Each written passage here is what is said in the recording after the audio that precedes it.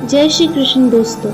Last video में हमने गर्ग संहिता महत्व को कंप्लीट किया है।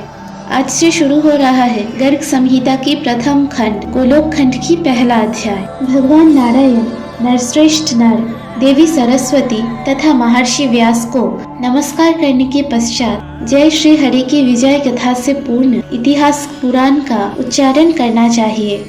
मैं भगवान श्री राधाकांत के उन जुगल चरण कमलों को अपने हृदय में धारण करता हूँ, जो शरद ऋतु के प्रफुल्लित कमलों की शोभा को अत्यंत नीचा दिखाने वाले हैं।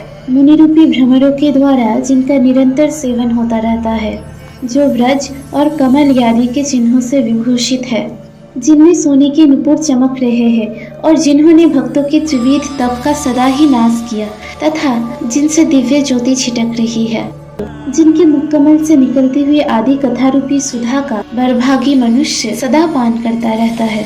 वह बद्रीवन में विहार करने वाले प्रणत जनों के तप हरने में समर्थ भगवान विष्णु के अवतार सत्यवती कुमार श्री व्यास जी मेरी वाणी की रक्षा करे और उसे दोष मुक्त करे। एक समय की बात है, ज्ञानी शिरोमणि परम तेजस्वी मुनीश्वर गर्ग जी, जो योग शास्त्र के सूर्य है, सोनक जी से मिलने के लिए आए। उन्हें आया देख मुनियों सहित सोनक जी सहसा उठकर खड़े हो गए और उन्होंने पद्य आदि उपचारों से विधिवत उनकी पूजा की।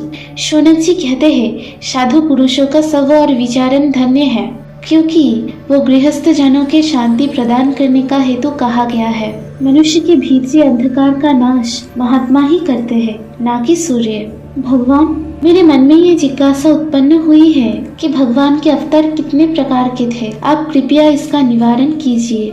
श्री गर्ग जी कहते हैं, ब्राह्मण, भगवान के गुणानुवाद से संबंध रखने वाला आपका ये प्रश्न बहुत ही उत्तम है। ये कहने, सुनने और पूछने वाले तीनों के कल्याण का विस्तार करने वाला है। इसी प्रसंग में एक प्राचीन इतिहास का कथन किया जाता है, जिसके श्रवण मात्र से बड़े बड़े पाप नष्ट हो जाते हैं। पहले की बात है, मिथिलापुरी में बहुलाश्व नाम से विख्यात एक प्रतापी राजा राज्य करते थे।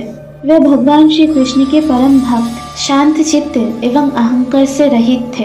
एक दिन मुनिवर नारद जी आकाश मार्ग से उतरकर उनके वहां पधारे। उन्हें उपस्थित देखकर राजा ने आसन पर बिठाया और भली भांति उनके पूजन करके हाथ जोड़कर उनसे इस प्रकार पूछा, महामते, जो भगवान अनादि प्रकृति से परे परम पुरुष और सबके अंतर्यामी ही नहीं आत्मा है, वे शरीर कैसे धारण कर सकते हैं? जो सर्वत्र व्यापक है, वो शरीर से परिच्छिन्न कैसे हो सकते हैं?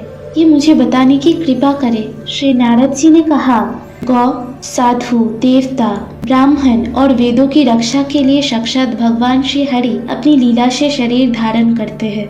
अपनी अचिंत्य लीला शक्ति से ही वे देहधारी होकर भी व्यापक बने रहते हैं। उनका वो शरीर प्राकृत नहीं, चिन्मय है। जैसे तट अपनी माया से मोहित नहीं होता और दूसरे लोग मोह में पड़ जाते हैं, वैसे ही अन्य प्राणी भगवान की माया देखकर मोहित हो जाते हैं।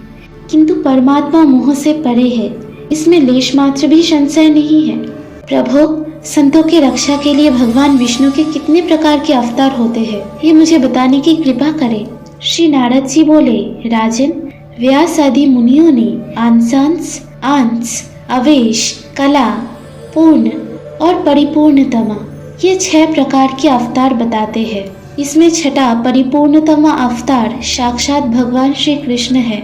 मरीचि आदि अंशांश अवतार, ब्रह्मा आदि अंश अवतार, कपिल एवं कूर्म प्रभृति कलावतार और परशुराम आदि अवेश अवतार कहा गया है।